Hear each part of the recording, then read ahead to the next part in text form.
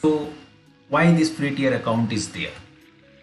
So free tier account is there to provide customers the ability to explore and try out AWS services free of charge, or we can say up to a specified limit, free of charge we can use the AWS services. We can explore those services, we can do some kind of POCs, we can understand about the services free of charge. So under free tier account, there are three different offerings. The first one is free trials, second one is 12 months free, and the last one is always free. So free trials, like basically this is short-term kind of free usage, we can say. So it's like short-term free trial offers start from the date you activate a particular service. For example, one service is X. So once we will start that service or we will activate that particular service, the free tiers will start with that. And maybe we can use that free tier for 3 months, 2 months, or 1 year. That depends on service to service, what service we are selecting. Another offerings we are having here, 12 months free. It means like 1 year duration we are getting. For example, EC2, S3, these are the services. S3 is like one service we can use for 1 year free of charge, but definitely there will be one limit. Like for example, S3 is a storage service. We can use maybe 5 GB of storage, 10 GB of storage for 1 year.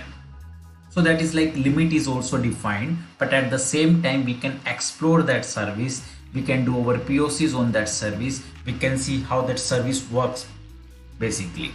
And the last option we are having always free. So this option is as long as you are AWS customer, you can use this option.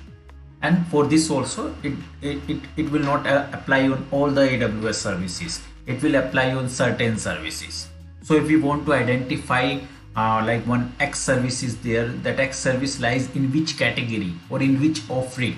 So we can see here different AWS product categories are there, like compute, databases, storage, containers, web and mobile apps, serverless, machine learning. So if we see here, lot of services limitations are defined here. For example, if we want to understand what are the services under 12 months free period, so if we will select this particular checkbox, so like EC2 comes under 12 months free period. So for EC2 instance or EC2 particular service, we are getting 750 hours per month. So for this much time we can use EC2 instances in a given month. And if we see the storage perspective, like S3, they are giving 5 GB free of cost. So till 5 GB you can store your data. For how long? It's like 12 months period basically here. For example, like the databases thing, if we want to use the RDS databases, we are having 750 hours per month of database uses. So this is the benefit of free tier. We can explore if we want to understand how EC2 works, how to create the virtual machines, or we want to set up some kind of softwares in our virtual machine. We can use these machines. We no need to pay. Even for example, we are using one EC2 instance and it is exceeding this limit like 750 in a particular month. It is exceeding like 751. So that 1 hour exceed is there. So for that also in the cloud, the main benefit we will get, we need to pay as you go model, basically. So we need to pay only that extra 1 hour. We no need to pay that complete resource here. So that is the good benefit we are getting with the AWS or any cloud provider basically. That differ cloud provider to cloud provider.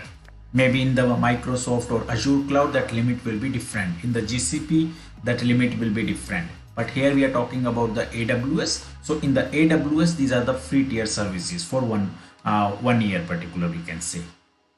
And if we see another thing, like we are having something called Amazon EFS. So that is also like storage offering. So 5 GB, it is free. After 5 GB, based on the service, it will be pay as you go model based you need to pay here. And if we see what are the offerings under trials, here we can see SageMaker for 2 months free trial, it is eligible. Redshift 2 months free trial is eligible here. And if you want to see like something called always free, like as long as you are AWS customer, you will able to use it, like DynamoDB. The limit is 25 GB, but as long as you are AWS customer, you can use that 25 GB. Lambda 1 million free requests per month, you are getting this. So even after 1 year is done, means now for example you can say you are AWS customer in the second year, right? That free tier is already closed. Still you will able to use 1 million free requests per month. Means on your 13th month or 14th month, still this will be applicable because it comes under always free category. So these are the lot of services comes under these three offerings.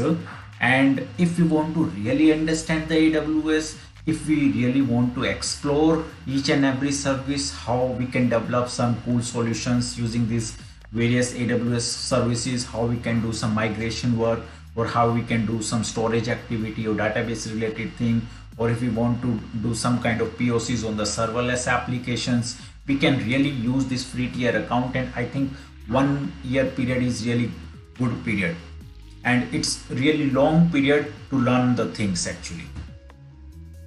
So if categories wise also, I think we can really explore what are the various services available under this free tier or 12 months period here. And